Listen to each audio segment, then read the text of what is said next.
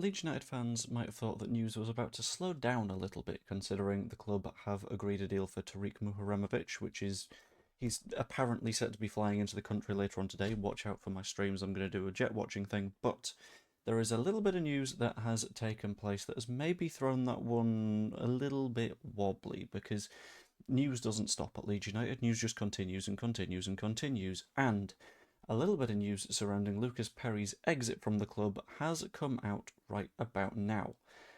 Now, we all knew that Torino have a little bit of an interest in signing Lucas Perri. Lucas Perri, who played for Leeds United last season, Brazilian goalkeeper, reasonably decent-ish in the cup, but he was decent-ish in the cup because he wasn't particularly good in the league. Made a few mistakes, which all keepers are going to do at some point, but at this point, understandably, Daniel Farke didn't have much appetite for keeping on a goalkeeper that made some mistakes after the Elon Meslier stuff, which meant that he dropped to the bench. Thing is, after dropping to the bench, apparently Lucas Perri looks like he's very tempted to find a way out of the club. He doesn't necessarily see a way back to the number one spot for a couple of reasons, one of them being obviously he didn't have that much momentum recently, considering he was dropped from the side. The other being the circumstances in which he joined the club in the first place.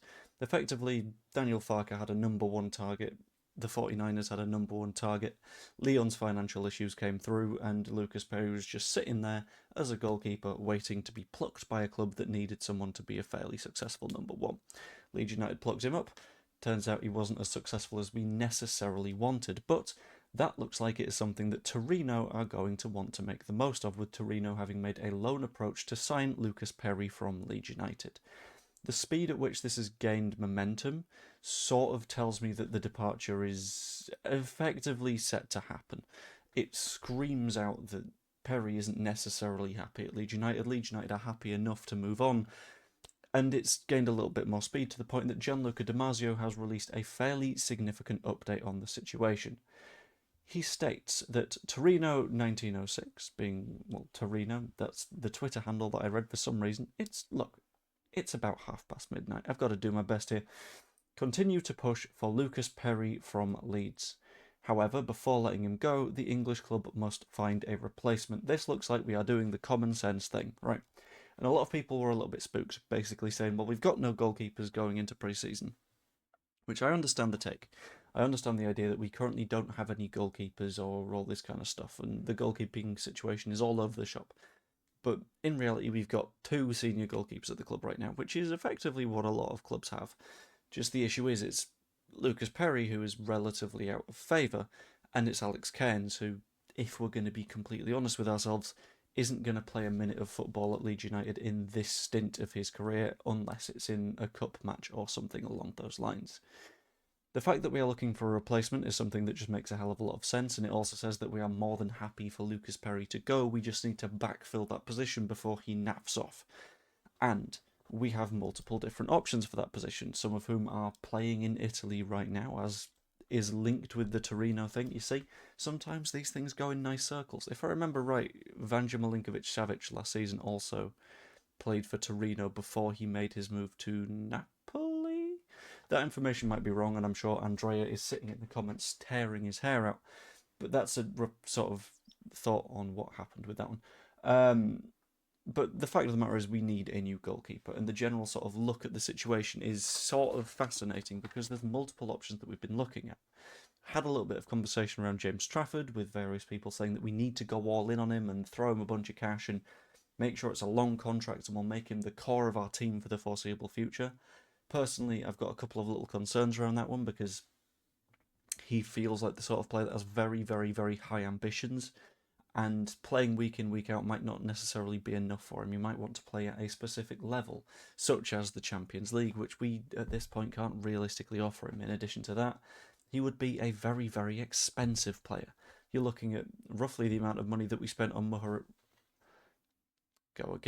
Patience. Muharemovic. There we go. You're looking at the same sort of amount of cash going to Manchester City because they won't want to make a loss. They'll want to make a nice little bit of a profit.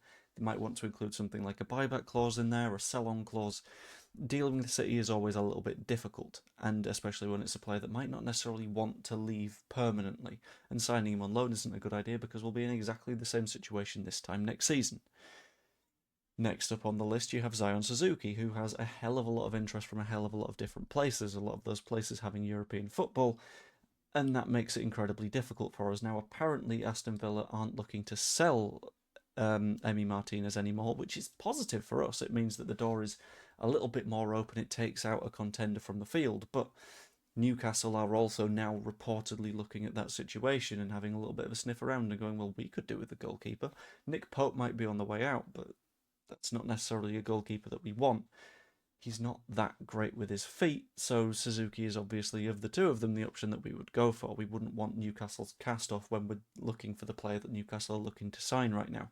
In addition to that, you've got Juve that are in the mix that do have that European football, which makes that situation even more complicated.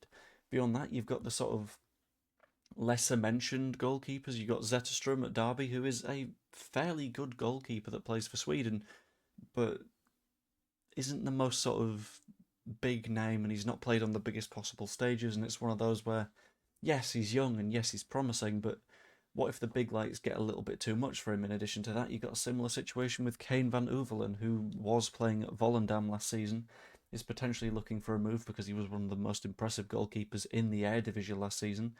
But then again, is he maybe going to want European football before just diving into the Premier League? Is he going to want to slowly introduce himself to those bigger stages as opposed to just jumping in at the deep end?